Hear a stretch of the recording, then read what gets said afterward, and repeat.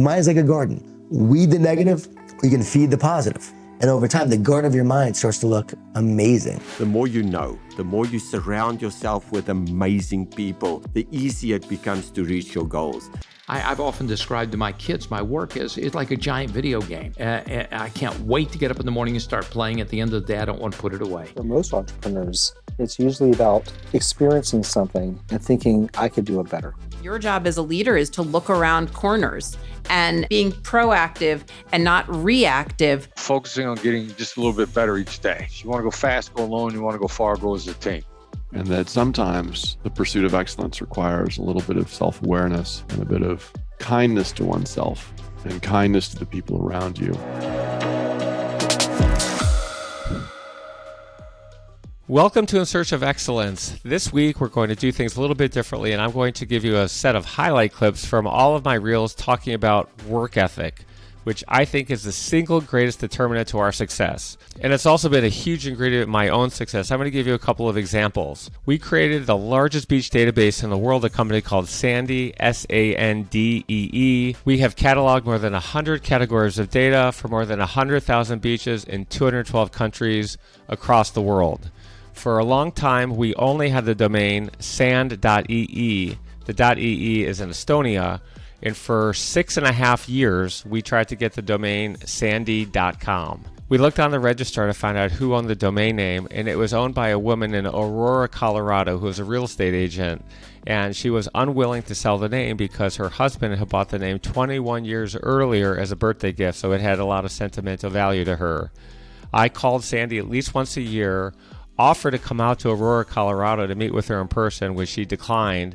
And after 6 years, she finally said, all right, let's have a conversation. I think I sent her over 25 emails over that period of time. And finally, we were able to agree on terms, and we were able to get what we want. To me, another part of my success has been what I call FILO, in which I've been coaching for over 20 years. That means you're the first person in and you're the last person to leave. You will advance your career in ways you never thought would be possible, in faster ways you would be possible, if you're the first person in the office and you're the last one to leave. That means if your coworkers get in the office at 7 in the morning, you get in at 6:45. If they leave at 11 o'clock in the morning, you leave at 11:05. I'm not saying you leave the office at 4 p.m. if your boss leaves at 4 o'clock. I'm talking about working long hours. That means not 40 hours a week. You want to do the extra. You want to go the extra mile. You want to work more than everybody else. And of course, I know about a work-life balance. So you need to find the right work-life balance for you. But the more hours you put in, generally, the more successful you're going to become. A lot of people over the years have used a very interesting term when they're talking about me, and that is indefatigable, which means persisting tirelessly. And that's very, very closely related to work ethic. I really equate them as pretty much the same thing. And I'm going to encourage you, are you indefatigable? Are you working as hard as you can possibly work? Are you challenging yourself? Can you do better? Should you do better? If you want to get ahead, be indefatigable. Now, without further ado, here are some amazing clips from my podcast of my amazing guests who are talking about the importance of work ethic and the success they've had in their career and also in their personal lives.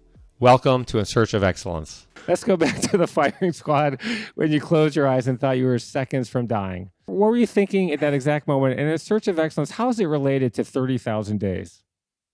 You know, I believe that a life, one life, to the average age of 82 years old, that's the average age that we live to around the world, we have 30,000 days. And half the time you're asleep. So you've got 15,000 days that you can actually do stuff. And then until, well, let's say to the age of 10 years old, you're not really living life. You're kind of being taught how to live life. So we don't have a lot of time on planet Earth to really do what you want to do. And once you find your passion, that's when these days count. And you want to live each day to its full capability and capacity. And that's why I love your subject about excellence. The more you know, the better you inform, the better you educate yourself, the harder you work, the more you're interested in what others do, the more you build relationships instead of of destroying them. The more you help people, the more you become helped. The more you surround yourself with amazing people, the easier it becomes to reach your goals. And those things are the search for excellence that I did in my life. Just the fact that I wanted to go out there and just make my life a better place, because I am allotted 30,000 days in a lifetime.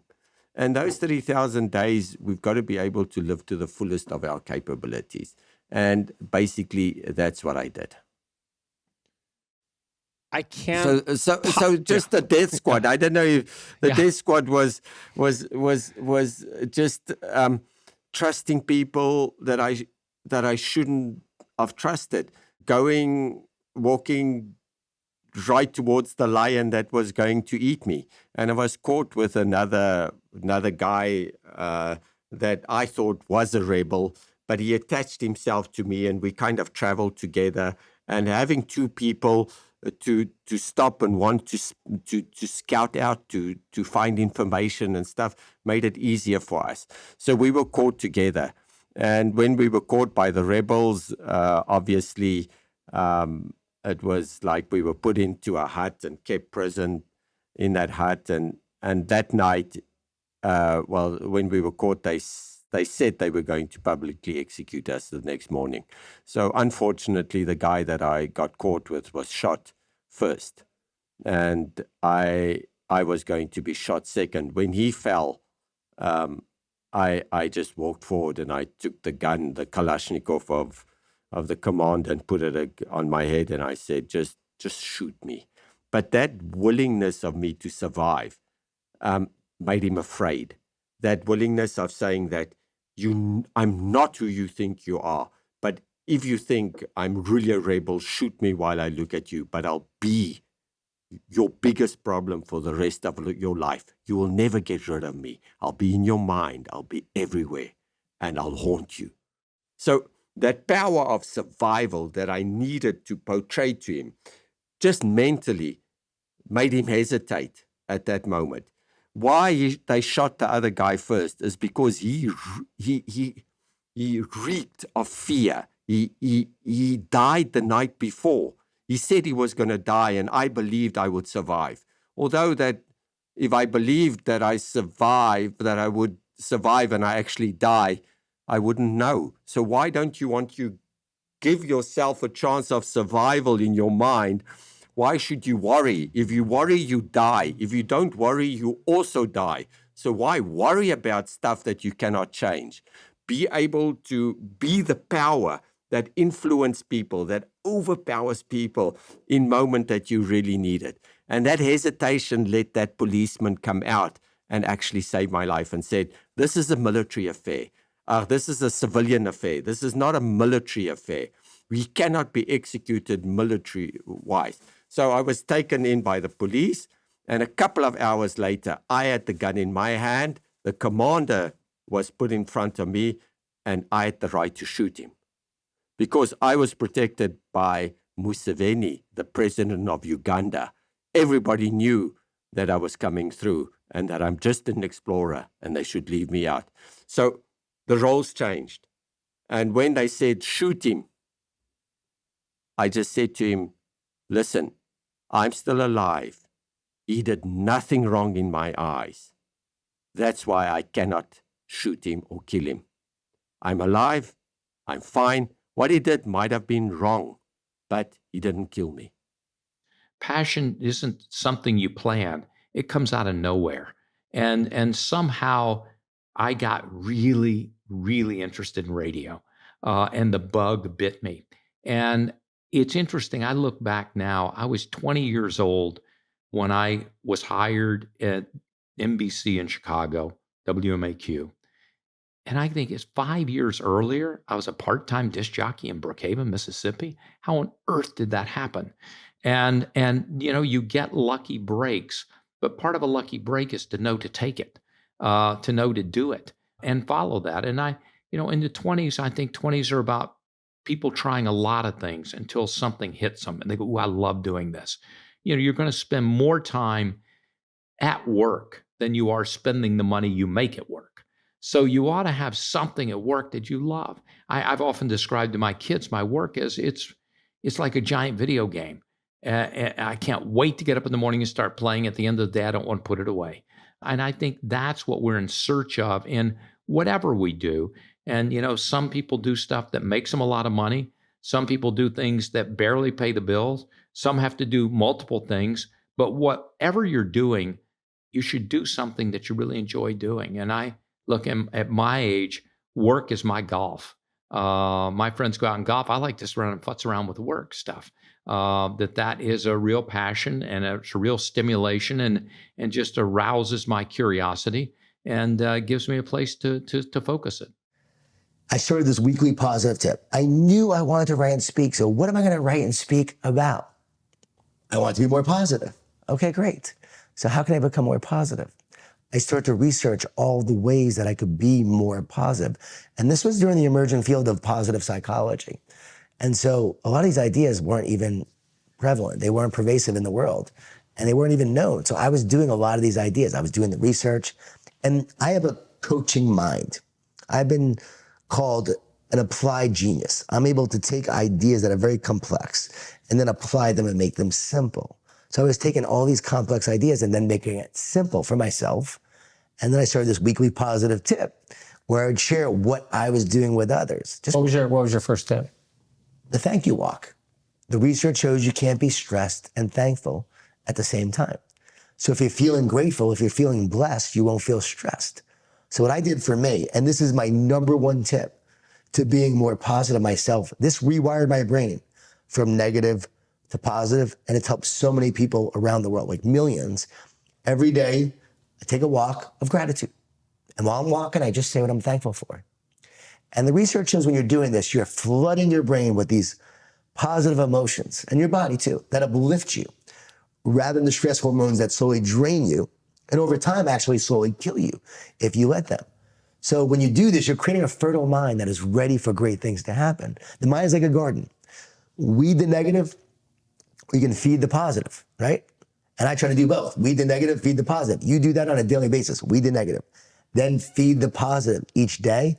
And over time, the garden of your mind starts to look amazing. Weed that garden, feed it, nourish it. One day doesn't do a whole lot, but do it for a week. Do it for a month. Do it for a year. Do it for a lifetime. The garden of your mind looks amazing. And that's what I did. And that's what I wrote about first thing. I started sharing that tip. I started doing it. That saved my marriage. That changed who I was. It's been my number one tip. And I've seen the impact it's had on my life and others. And we know the power of gratitude. Like when you appreciate, you elevate. You elevate your mood, your mindset, your performance, and the people around you. When you practice gratitude with others and you appreciate them, they perform at a higher level. I work with a lot of companies, a lot of organizations and leaders on being better leaders, building great teams. And gratitude is a foundational principle and practice that everyone I share with follows. So when you do that, it makes a huge impact. Let's talk about success. That's one of the goals of my podcast, to inspire, motivate people on their path to greatness and excellence. What are the three most important ingredients of success on that path to excellence? First of all, I think the biggest one is really just focus on getting a little bit better every day. You'll be surprised at how quickly you get, how far you get quickly by getting a tiny little bit every day. Plus, the other fringe benefit, if you have a day you didn't get better, you don't feel this great sense of loss. Like, oh my God, I'm never going to recover that. Feeling of loss is probably impacts us more than anything else. So focusing on getting just a little bit better each day. Also, success. You want to go fast, go alone. You want to go far, go as a team. Be a better team player versus a team leader. That's been a real struggle for me because I always led, diva, you guys support me. Flip it around. How do you support the other team? How do you start putting the team in front of yourself? That also seems counterintuitive. And again, you'll be surprised at how far you get in 6 months if you go as a team. You want to go far, go as a team. And then third is probably hear people out. People are dying to have their say. You'll also accelerate all your relationships and all your outcomes by hearing people out rather than given direction, which is you want them to listen to you. So hear people out to really strengthen your relationships, strengthen your team, learn, and work better, more cohesively. How important is it in search of excellence to have passion to be successful at what we're doing? It's a great question. I think you definitely need to be passionate about what you're doing to get the full effort, because it's always a grind, right? It's always a grind. So if you're not passionate about something, you're never going to put in your entire body and soul into it unless you are. And so even with LegalZoom, with ShoeDazzle, with The Honest Company, I was very passionate about the missions of those businesses, right? So the mission of bringing affordable legal services to the world, the mission of having women feel beautiful about themselves, basically for $39 a month and getting a new pair of shoes every month, it made everyone happy. With The Honest Company, helping to build to create a non-toxic world. I mean, what's more important than that, right? It's like so I was extremely passionate about all the missions of those businesses. But this is the first time with Arena Club that I'm passionate about not only the mission, but the actual offering and the service. And it's only because I've been collecting trading cards, baseball cards mainly, since I was a kid, right? So I remember I was 7 years old at the time, and my dad took me to my first Dodger game, right? And I just fell in love with the game and being at the stadium. And Steve Garvey was our first baseman at the time, and I went and bought his card at the card shop. I rode my bike to the local card shop, and I bought a Steve Garvey card, and I held on to it all these years. I still have it. And I started collecting cards then, and I never stopped. Most of my friends stopped. Most of my friends stopped. And like, yeah, so most do. They stop in junior high school or high school or whatever. I collected in high school, college, law school, young adult, old adult, and I just love it. Right? I just love collecting my heroes, and it's a category in the industry that I thought was pretty ripe for there's some innovation, right? Because there hasn't really been that much innovation in the space for a while. And so the idea that we had was to digitize the physical. I mean, how many guys you know that collected cards, and those cards are sitting in a shoebox in their closet or their parents' closets or basements or whatever it is? Everybody. So, a lot, right? And so I always felt like, gosh, it'd be so great to bring all those out and to digitize them all and then put them on blockchain. And you could display all your cards at Arena Club online, and those are your cards, verified and authenticated, that you can buy, sell, and trade with each other. And that's the genesis of Arena Club. It's really kind of, we call it bringing the card show to life.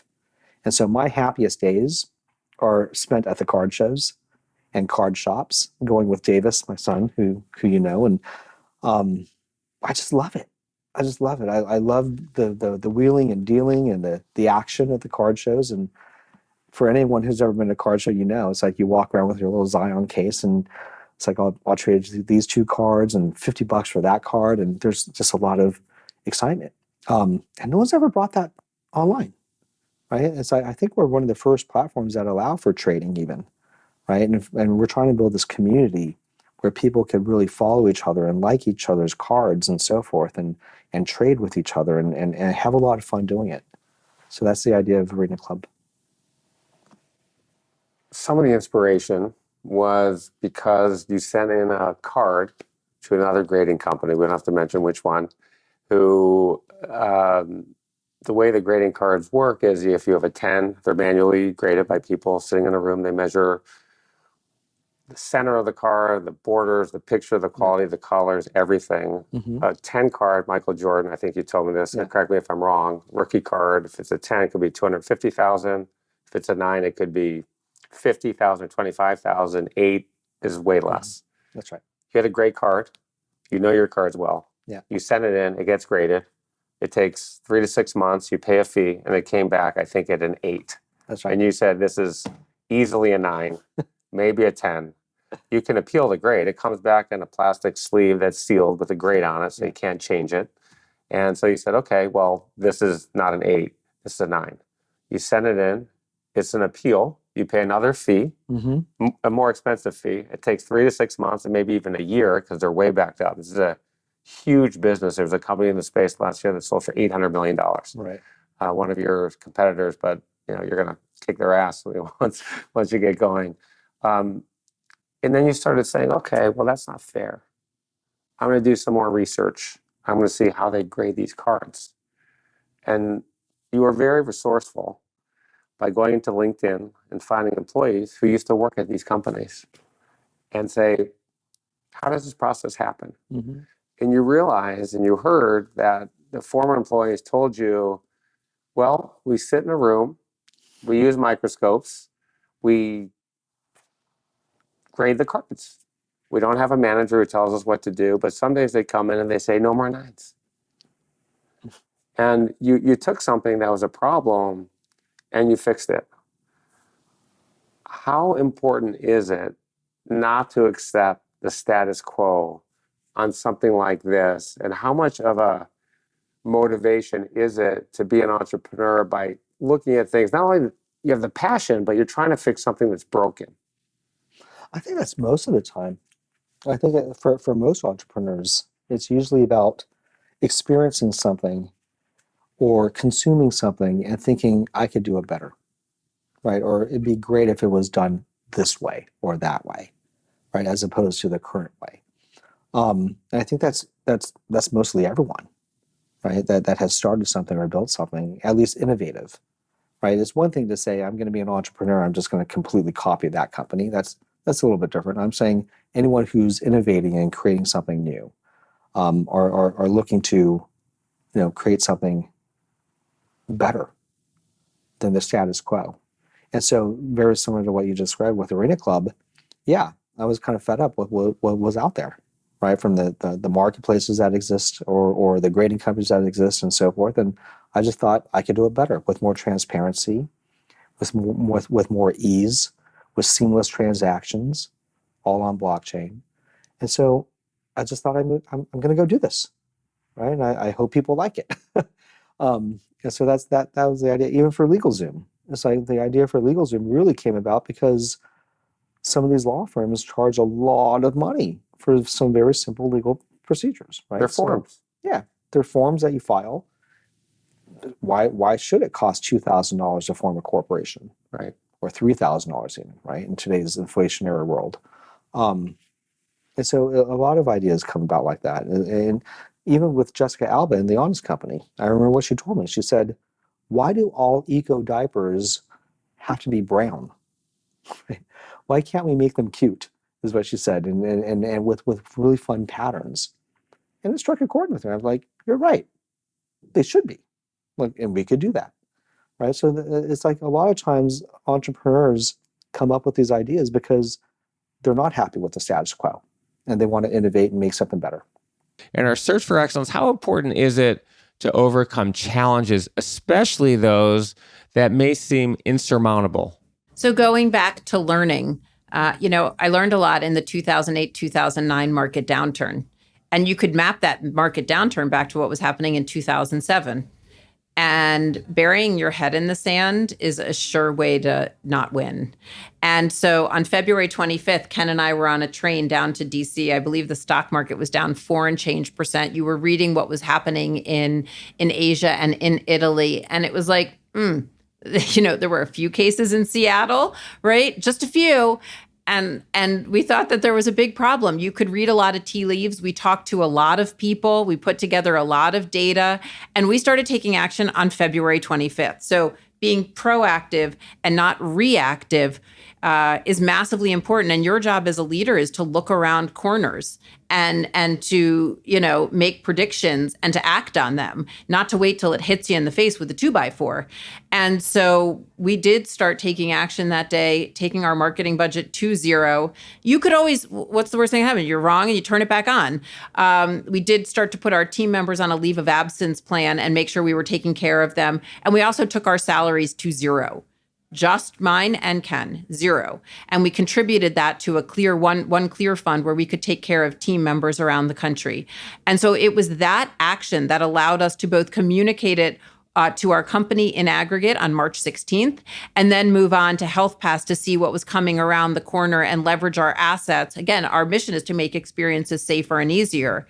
And we believe that there would be another card in your wallet, and we're all about digitizing those and connecting people to all the things that make them them. Well, your vaccine or your test results are part of that. And so we were able to move quickly because we were proactive, because we had learned a lot from the markets for a few decades. And you've got to act, and you've got to look around corners, and you've got to put yourself in a position to lead and be proactive. And by the way, your teams want stability. Your teams want leadership. Your teams want to know that someone has a plan, that we're not making it up as we go along. And so we did those things. By the way, traffic wasn't down 90; it was down 98. And if you ever want to stress test a model, and you are a subscription travel business, take it down to borderline zero and see what happens to your business. And I think because we built trust, and because we took care of our members, and we were still there for them, for the few who showed up every day, it went a long way to coming out of it with even greater strength. I'm going to make a statement, and then I'd like you to react to it. Okay. Are you ready? Yeah. When you're great at something, great things happen to you. Kind of true, kind of false. I think that when you're great at something, great things can happen if you're also lucky, if you're also in the right place at the right time, if you can stay out of your own way, if there are lots of ifs. So I think that it's hard for great things to happen to you if you aren't great at something, but it's easy for not great things to happen to you even if you are great at something, if you see what I mean. That is, I think that being really good, working hard is a necessary condition, but not a sufficient condition for great things to happen. When I think about being the best that I can be and living up to my own potential, a huge part of me wants to give back to others less fortunate and trying to make a positive, impactful difference in their lives. You're involved with a lot of things I know, and you've been giving back for a long time. How important to you is giving back for your sense of accomplishment? And where is that on your in search of excellence to be the best that you can possibly be? Top of the list. I think that doing well means doing good. I think that to make a difference, success has got to involve helping people who are less fortunate. So in this new company that we started, Mojo, one of our founding principles is that we are here to help level the playing field between haves and have-nots. There is huge inequality in youth sports. There is a huge divide between families with resources and families that don't. 2/3 of the families that have money play sports in the United States, and kids play all the way through high school. Only 1/3 of the families without money in the United States get to play sports. That's not right. So one of our founding principles, the very beginning of this company, was that we can only do well as a company if we do good and make sure that everyone has access to the best coaching and the best resource. And that's why we've made Mojo free for anybody to use.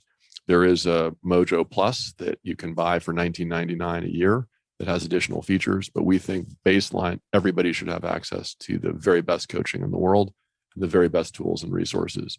And that's part of a core philosophy that you cannot succeed unless you are doing good and making the world a better place.